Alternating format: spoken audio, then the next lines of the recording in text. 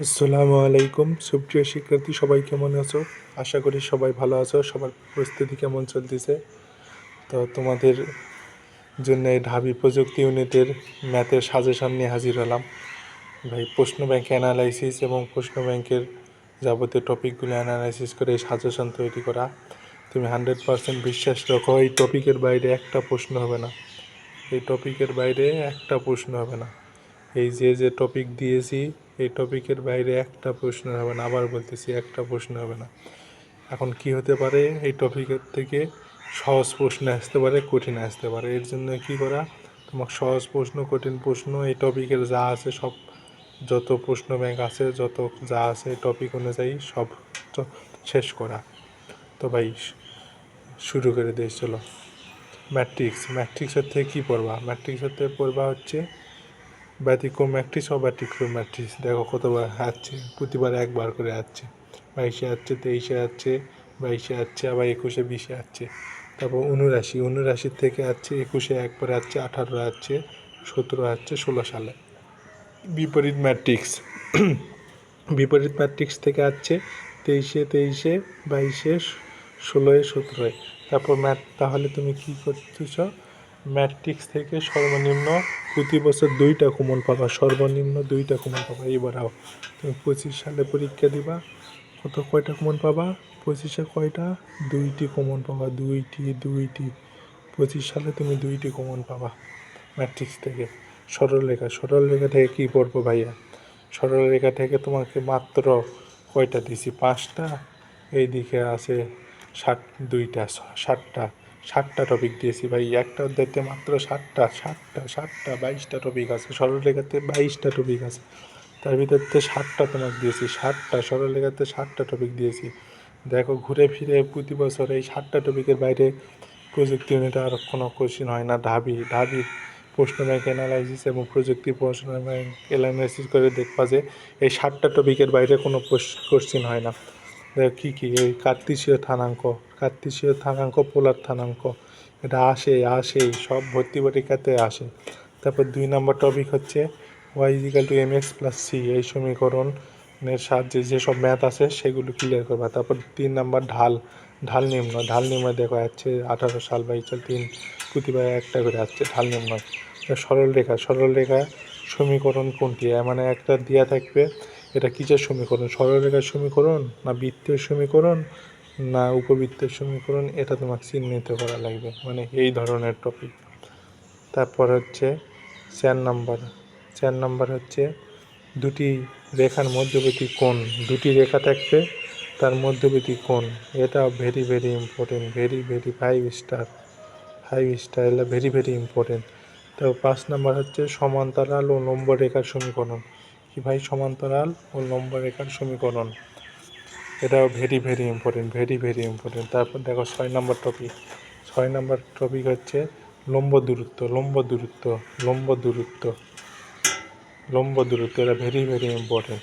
যা দিয়েছি সব ভেরি, এর বাইরে একটা আসবে না। এখন প্রশ্নকর্তা সহজ প্রশ্ন করতে পারে এই টপিকের ভিতর, হার্ড এমন একটা প্রশ্ন করলো যে তুমি এই প্রশ্ন পরিচিত টপিক, কিন্তু অনেক কঠিন প্রশ্ন, যে ক্যালকুলেশানে করা যাচ্ছে না। তো 6 নম্বর টপিক হচ্ছে দুটি সমান্তরাল সরলরেখার মধ্যবর্তী দূরত্ব নেব। এটা ভাই কী লাগবে না, দেখো এই যে অন্ত বিভক্তি বহির্বিভক্তি, দেখবে এর থেকে একটা প্রশ্ন আসেনি প্রযুক্তি ইউনিটে। একটা কত বছর ধরে কোশ্চিন আসতেছে, তার ভিতর অন্ত বিভক্তি বহির্বিভক্তি থেকে একটা কোশ্চিন হয়নি। এই যে দুটি বিন্দুর মধ্যবর্তী দূরত্ব, এর থেকেও কোশ্চিন, এটা লেস ইম্পর্টেন্ট, লেসের দরকার নেই। ক্ষেত্রফল সঞ্চারণ পথ, এটারও দরকার নেই। দেখো কী লাগবে না সব তোমাকে বলে দিচ্ছি। সরলরেখা থেকে সর্বনিম্ন 4টা কোশ্চিন কমন পাবা, সর্বনিম্ন 4টা কমন পাবা। সরলরেখা সব গুরুত্বপূর্ণ, ইম্পর্টেন্ট, ভেরি গুড, ইম্পর্টেন্ট। সরলরেখা সবচেয়ে বেশি গুরুত্ব দিয়ে পড়বা সরলরেখা। তারপর এই বৃত্ত থেকেও 3টে আসে, বৃত্ত ভেরি ইম্পর্টেন্ট। বৃত্ত পুরোপুরি কনসেপ্ট, যেগুলো দিয়েছি পুরোপুরি কনসেপ্ট ক্লিয়ার করা লাগবে। বৃত্তের 1 নম্বর কী করবা? কোনটি বৃত্তের সমীকরণ? ওকে, ডান। তারপর হচ্ছে বৃত্ত দ্বারা খণ্ডিত অংশের পরিমাণ, বৃত্ত দ্বারা খণ্ডিত অংশের পরিমাণ নির্ণয়। তারপর বৃত্তের ব্যাসার্ধ, একটা বৃত্তের সমীকরণ দেওয়া থাকবে, সেখান থেকে ব্যাসার্ধ, তারপর কেন্দ্র তোমাকে নির্ণয় করা লাগবে। ডান। তারপর 4 নাম্বার কি? বৃত্ত, উপবৃত্ত, অধিবৃত্ত ইত্যাদিকে স্পর্শ করলে তার সমীকরণ, মানে ওই স্পর্শ সংক্রান্ত যে আছে সেগুলো। বৃত্ত গেল। তারপর সংযোগ ত্রিকোণের ত্রিকোণমিতি থেকে কি থাকবে? দেখো ভাই, এক সূত্র সহ এই যে আসে, এটা ভেরি ভেরি ইম্পর্টেন্ট। এটা tan a প্লাস বি ও tan a মাইনাস বি এর সূত্র ভাই। সহগুণন কোণের ত্রিকোণমিতি অনুপাত, এই অনুপাত সংখ্যা যে আসে ভেরি ভেরি ইম্পর্টেন্ট। পর্যায়কাল কসের পর্যায়কাল কত, সাইনের পর্যায়কাল কত, এটা ভেরি ভেরি ইম্পর্টেন্ট। এটা আসে, এটা তো মুখস্থ, ঠান্ডা মুখস্থ। সংযুক্ত কোণের অনুপাত। তারপর ক্ষেত্রফল, এই যে ক্ষেত্রফল, এই যে বৃত্তের যে সরলরেখার দ্বিতীয় অংশ রয়েছে, ওখানে ক্ষেত্রফল সংক্রান্ত ম্যাথ আছে, ওটা ভেরি ভেরি ইম্পর্টেন্ট। তারপর অন্তরীকরণ থেকে কি থাকবে ভাই? দেখো, লিমিট 100%, এই টপিক মিস দেওয়া যাবে না। লিমিট যা আছে সব পড়বা, যা আছে যত প্রশ্ন ব্যাংক এবং যাবতীয় যত বিশ্ববিদ্যালয় প্রশ্ন ব্যাংক আছে, লিমিট শেষ করবা, উড়াধুরা শেষ করবা লিমিট। তারপর বিপরীত বৃত্তীয় ফাংশনের অন্তরজ, এটার থেকে কতবার আসছে দেখো, বিপরীত বৃত্তীয় ফাংশনের অন্তরজ। তারপর পর্যায়ক্রমিক অন্তরজ। তারপর অন্তরজের সাহায্যে ত্বরণ, ওই যে ডেলটির যে সব ম্যাথ আছে সেগুলো করবা। তারপর সর্বোচ্চ সর্বনিম্ন মান, এটা very very important, very important. সর্বোচ্চ অন্তরীকরণের সর্বোচ্চ মান, সর্বনিম্ন মান ভেরি ভেরি ইম্পর্টেন্ট। দেখো, অন্তরীকরণের থেকে মাত্র 5টা টপিকের বাইরে প্রশ্ন হয়নি ভাই। তোমার প্রশ্ন ব্যাংকে থেকে আমি এগুলো টপিক অ্যানালাইসিস করে এগুলো দিয়েছি ভাই। তুমি প্রশ্ন ব্যাংক খুলে দেখবা, টপিকের বাইরে একটা প্রশ্ন হয়নি। যোগজীকরণ, এই যোগজীকরণ থেকে কি পড়ব? যোগজীকরণের বিভিন্ন সূত্র আছে, সেগুলো পড়বা। সূত্র থেকে একটা আসে। তারপরে এই ধরনের এই যে এফ অফ এক্স আর এফ অফ এক্সের একবার অন্তরীকরণের করলেই সংক্রান্ত যে ম্যাথ আছে সেগুলো দেখবা। তারপর সাইন ও কোসাইন এর সংক্রান্ত যোগজ, মানে এই ধরনের ম্যাথ যেগুলো আছে দেখবা, সাইন আর কজ এই ম্যাথের ভিতরে এই ধরনের ট্রাম আছে, সেই ম্যাথগুলো পুরোপুরি ক্লিয়ার করবা। তারপর সমদ্বিখণ্ডিত ফাংশনের ভিতর থেকে এটা আছে। আর e⁻x টপিক যেসব ম্যাথ আছে, e⁻x টপিকের যেসব ম্যাথ আছে সেগুলো পড়বা। যেগুলো ম্যাথের ভিতরে e⁻x আছে, তার ভিতরে একটা আসবেই, দেখবা তুমি কোশ্চেন প্রশ্ন যখন ভর্তি পরীক্ষা দেখবে, দেখবা e⁻x আছে, সেই ধরনের একটা ম্যাথ আসছে। তারপর ক্ষেত্রফল থেকে একটা পড়বা, যে যোগজীকরণের লাস্ট অংশে ক্ষেত্রফল সংক্রান্ত ম্যাথ আছে, সেগুলো পড়বা ভাই। তারপর দ্বিতীয় পত্রতে কী পড়বা? জটিল সংখ্যা, এই ধরনের ট্রাম যেসব ম্যাথ আছে সেগুলো ক্লিয়ার করবা। তারপর মান নির্ণয়, √i প্লাস -√i এর মান কত। তারপর এই যে বিভিন্ন মান নির্ণয় দেখবা, মান নির্ণয় সংক্রান্ত বিভিন্ন ম্যাথ আছে সেগুলো ক্লিয়ার করবা ভাই। Modulus argument very important. Modulus argument very important. তারপর বর্গমূল সংক্রান্ত যেসব আছে, 2i এর বর্গ, 8i এর বর্গ, এই বর্গমূল সংক্রান্ত। তারপর ওমেগা রিলেটেড যেসব ম্যাথ আছে সেগুলো পড়বা। দেখো, তোমার জটিল সংখ্যা গেল 5টা টপিক। তুমি নিজে প্রশ্ন ব্যাংক ভাই বিশ্বাস রাখো, এর উপর আমল করো, এর বাইরে একটা প্রশ্ন হবে না। দেখো বহুপদী থেকে কী কী পড়বা? এই যে সমীকরণ নির্ণয়, বহুপদীর সমীকরণ নির্ণয়, ওই যে b² - 4ac যে দেওয়া আছে ওটা, ওই যে নিশ্চয়ক b²-4ac এর থেকে একটি মানে একটি মূল হলে অপর মূল, মানে একটি মূল 1 হলে অপর মূল কত, এই ধরনের ম্যাথ। এবং একটি মূলে 5 গুণ হলে অপর মূল কত, একটি মূল 5 গুণ হলে অপর মূল কত, এবং একটি মূল 1 হলে অপর মূল, এই ধরনের সংক্রান্ত ম্যাথ ভেরি ভেরি ইম্পর্টেন্ট বহুপদীর থেকে। ভাই কী পড়বা, কোন টপিকের কোন ম্যাথ ইম্পর্টেন্ট সেগুলো তোমাকে বলে দিচ্ছি ভাই।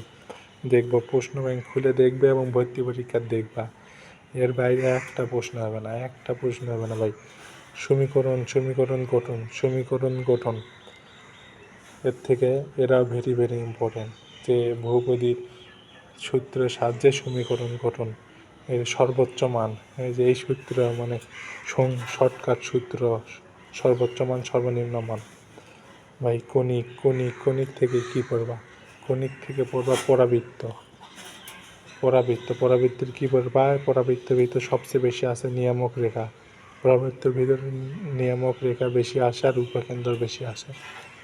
তারপর উপবৃত্তের ভিতর কি আসে দেখবা, প্রশ্ন ব্যাংক খুললেই দেখবা যে বৃহদাংশের দৈর্ঘ্য চাইছে উপবৃত্তের, তারপর উৎকেন্দ্রিকতা চাইছে। তারপর 3 নম্বর কী পড়বা? অধিবৃত্তের উপকেন্দ্র উৎকেন্দ্রিকতা, যাই হোক অধিবৃত্তের উপকেন্দ্রই বেশি চাই, উপকেন্দ্র ভেরি ভেরি ইম্পর্টেন্ট। তারপর মানে পরাবৃত্ত উপবৃত্ত অধিবৃত্ত হওয়ার সত্ত্ব, অর্থাৎ কোনটি পরাবৃত্ত কোনটি উপবৃত্ত একটা দিয়ে বলবে এটা কি পরাবৃত্ত, উপবৃত্ত, অধিবৃত্ত, এই ধরনের সংক্রান্ত ম্যাথ দেখবা। তারপর ক্ষেত্রফল সংক্রান্ত ম্যাথ দেখবা। তারপর দেখো ভাই বিপরীত ত্রিকোণমিতিতে কী দেখবা? এই যে কট, ট্যান ইনভার্স, এই ধরনের সংক্রান্ত ম্যাথ। তারপর সাইন, এই যে π/2 - cot ইনভার্স x, এই ধরনের ম্যাথ। তারপর সূত্র, বিপরীত ত্রিকোণমিতির সূত্র বলতে কি, সাইন থিটা মাইনাস আলফা, মানে সাইন থিটা মাইনাস আলফা একটা সূত্র আছে, সাইন থিটা -1 এর সূত্র দেখবা। তারপর cos theta minus cos alpha এর সূত্র, মানে এই ধরনের সংখ্যা রিলেটেড যে সূত্র, মানে মুখস্থ তো আছে এগুলো, আবার একবার চোখ এই সূত্রের উপরে একবার চোখ বুঝে নেবা। আর সমীকরণ সমাধান, মানে আর বিপরীত আর একটা ইম্পর্টেন্ট টপিক কি, সমীকরণ সমাধান, মানে এই ধরনের ম্যাথের সমীকরণ, মানে এটা ক্যালকুলেশান, মানে এই ক্যালকুলেশান আছে। তবে সূত্র এখান থেকে এই যে সরলরেখার সূত্র, বিপরীত ত্রিকোণমিতির যে সূত্র আছে, সাইন থিটা = 0 হলে কত, তারপর -1 হলে কত, এটা ভেরি ভেরি ইম্পর্টেন্ট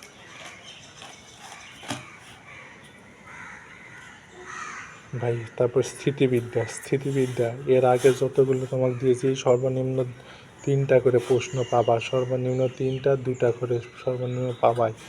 স্থিতিবিদ্যা এর লেস ইম্পর্টেন্ট, এটার থেকে একটি প্রশ্ন আসে,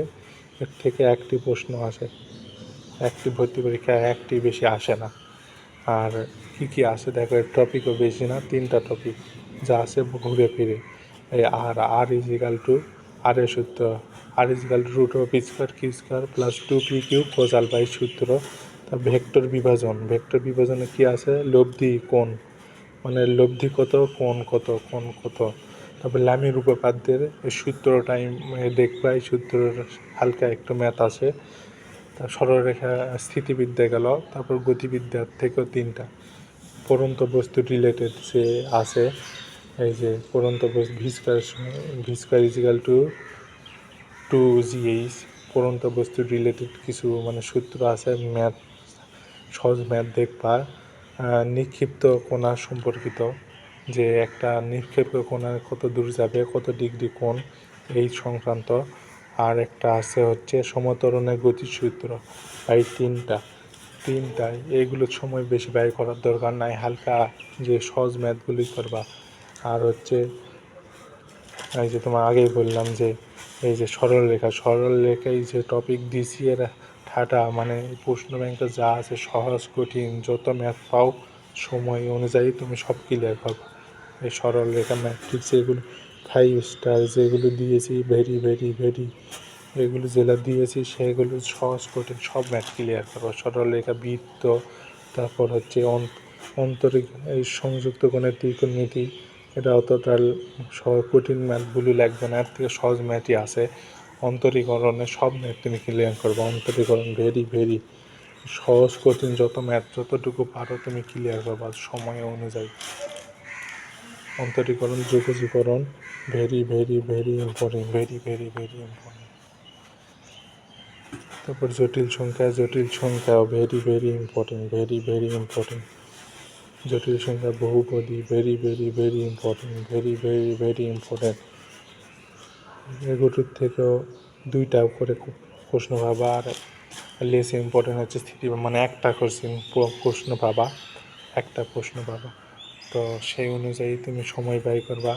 তো ভাই আর তো সময় বেশি নাই, তো সব ভর্তি পরীক্ষা শেষ। এখন তুমি হতাশ কেন হচ্ছ ভাই? ভর্তি পরীক্ষা তো আল্লাহ তোমার ভাগ্যে যেটাই রেখেছে সেটাই হবে। তোমার দায়িত্ব হচ্ছে সঠিকভাবে পরিশ্রম করা। তোমার দায়িত্বটুকু তুমি সঠিকভাবে পালন করো। দিন শেষে তুমি যেন বলতে না হয়, ইস যদি পড়তাম, যদি ভালো করে সময় নষ্ট না করতাম, এই আফসোস যেন না থাকে। হ্যাঁ, তুমি চান্স পাওনি ঠিক আছে, তোমার আফসোস ওটা থাকবে না যে আমি পড়লে চান্স পেলাম। তুমি এইভাবে এমনভাবে পড়ো যে তোমার কোনো আফসোস যেন না থাকে যে আমি আমার সময়টাকে এই খাতে নষ্ট করছি, এই ধরনের কোনো অপশন যেন না থাকে ভাই। তো আল্লাহ হাফেজ, আবার দেখা হবে পরবর্তী কোনো ক্লাসে। আসসালামু আলাইকুম।